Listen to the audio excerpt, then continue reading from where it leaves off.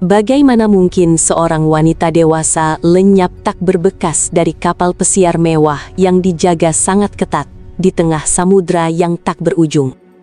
Logika kita mengatakan itu tidak mungkin, kecuali jika orang-orang yang seharusnya melindunginya justru menjadi eksekutor utama di balik layar. Inilah kisah gelap yang bukan sekadar kasus orang hilang biasa, melainkan sebuah konspirasi mengerikan di mana tembok besi kapal pesiar Rhapsody of the Seas berubah menjadi penjara terapung. Pada Maret tahun 1998, pelayaran yang seharusnya menjadi liburan menyenangkan berubah menjadi mimpi buruk berdarah. Ada kebisuan yang terlalu terstruktur untuk sekadar dianggap sebagai kelalaian prosedur keamanan. Pagi itu, tanggal 24 Maret, sang ayah melihatnya tertidur di balkon kabin pada pukul 5 pagi.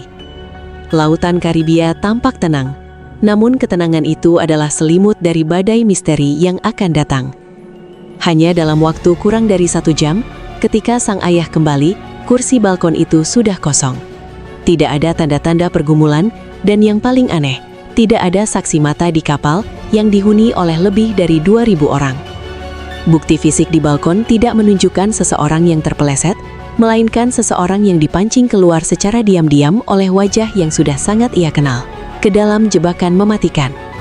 Ketika keluarga menyadari kehilangannya dan memohon kepada pihak kapal untuk melakukan pencarian darurat, respons para kru sangatlah di luar nalar. Mereka menolak keras menyiarkan nama wanita tersebut melalui pengeras suara dengan alasan takut mengganggu kenyamanan penumpang lain. Bagaimana mungkin kenyamanan liburan diletakkan di atas nyawa seorang manusia? Penolakan ini membuang waktu emas yang sangat krusial. Lebih parahnya, kapal tidak dihentikan dan pencarian awal hanya dilakukan sebagai formalitas tanpa menyisir area terlarang. Ini bukanlah kepanikan instansi biasa, melainkan ketenangan dingin dari sebuah sistem yang tahu persis apa yang terjadi dan secara aktif mengulur waktu hingga jejak terhapus. Rencana paling mematikan dari pihak kapal terjadi saat mereka tetap merapat di pelabuhan Curaçao.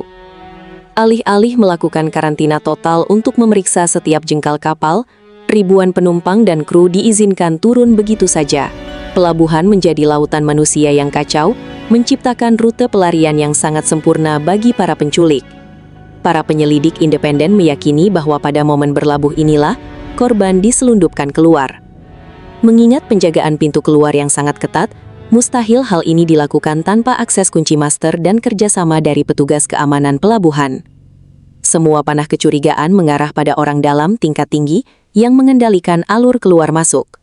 Karibia di tahun 90-an bukan sekadar surga tropis, melainkan titik transit utama bagi operasi gelap sindikat perdagangan manusia.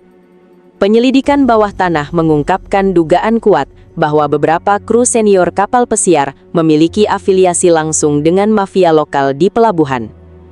Praktik ini melibatkan identifikasi target potensial sejak hari pertama pelayaran. Sindikat ini bekerja dengan presisi militer, menggunakan komunikasi rahasia antara kapal dan daratan. Mereka memastikan bahwa ketika kapal bersandar, tim penjemput dari pihak mafia sudah siap menerima paket tersebut tanpa menimbulkan keributan sedikit pun di dermaga, mengubah tubuh manusia menjadi komoditas pasar gelap bernilai tinggi. Kecurigaan perlahan mengerucut pada seorang pria, anggota band kapal pesiar, yang sempat menghabiskan waktu bersama korban di malam sebelum kehilangannya. Perilakunya setelah kejadian sungguh mengganggu akal sehat. Saat keluarga sedang hancur lebur mencari putri mereka, pria ini menunjukkan sikap acuh tak acuh dan mengisyaratkan bahwa korban tidak akan pernah ditemukan. Catatan investigasi menunjukkan pria ini memiliki akses luas ke area kru rahasia. Apakah pendekatannya di malam sebelumnya adalah rayuan tulus atau taktik terencana untuk memantau rutinitas, mencari titik lemah, dan akhirnya memancing korban ke area buta CCTV, di mana para kaki tangannya telah menunggu dalam kegelapan. Tahun-tahun berlalu, misteri ini menolak mati berkat munculnya laporan penampakan yang sangat spesifik dan mengerikan. Beberapa turis dan militer melaporkan melihat seorang wanita di rumah bordil Karibia yang memohon pertolongan. Yang membuat laporan ini kredibel adalah kesesuaian ciri fisik yang tak bisa dimanipulasi. Tato iblis Tasmania di bahu, kadal di pusar, dan simbol suku di punggung bawah. Saksi mata menceritakan bagaimana ia dikawal ketat oleh pria bersenjata dan seketika ditarik ke dalam bayangan saat mencoba berteriak. Ini membuktikan narasi menakutkan bahwa ia tidak tenggelam, melainkan ditelan hidup-hidup oleh neraka perdagangan manusia dan dipaksa melayani dalam penyiksaan. Hingga detik ini, kasus menghilangnya wanita tersebut tetap menjadi noda paling gelap dalam sejarah kapal pesiar. Fakta bahwa sebuah perusahaan raksasa gagal menemukan penumpangnya dan terkesan menutupi jejak krusial, memunculkan pertanyaan yang membuat bulu kuduk berdiri. Berapa banyak lagi orang yang harus menjadi tumbal Laut Karibia demi melindungi reputasi bisnis bernilai miliaran dolar? Apakah para pelakunya masih bebas berkeliaran dengan seragam putih bersih mereka, menyambut mangsa baru dengan senyum palsu? Kasus ini adalah peringatan abadi.